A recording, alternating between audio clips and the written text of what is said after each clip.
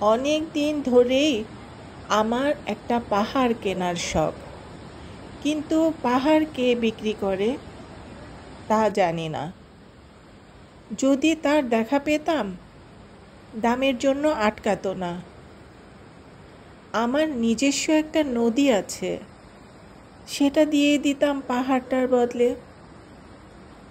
কে না জানে পাহাড়ের চেয়ে নদীর দামই বেশি।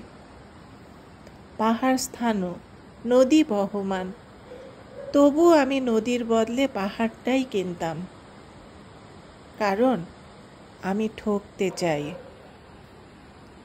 নদীটাও অবশ্য কিনেছিলাম একটা দ্বীপের বদলে।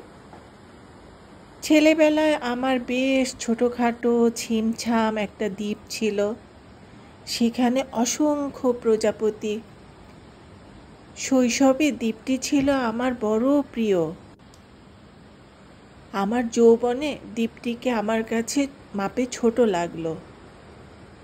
প্রবাহমান ছিপছিপে তন্বী নদীটি বেশ পছন্দ হলো আমার।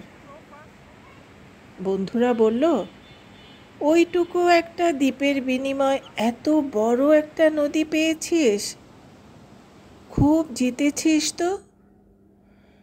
তখন জয়ের আনন্দে আমি বিভোল হতাম।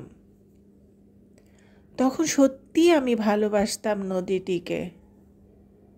নদী আমার অনেক প্রশ্নের উত্তর দিত, যেমন, বলো তো আজ সন্ধ্যাবেলায় বৃষ্টি হবে কি না। সে বলতো, আজ ওখানে দক্ষিণে গরম হাওয়া, শুধু একটি ছোট দ্বীপে বৃষ্টি, সে কি প্রবল বৃষ্টি, যেন একটা উৎসব। আমি সেই দ্বীপে আর যেতে পারি না। সে জানো তো, সবাই জানে, শৈশবে আর ফেরা যায় না। এখন আমি একটা পাহাড় কিনতে চাই। সেই পাহাড়ের কাছে থাকবে গহন অরণ্য।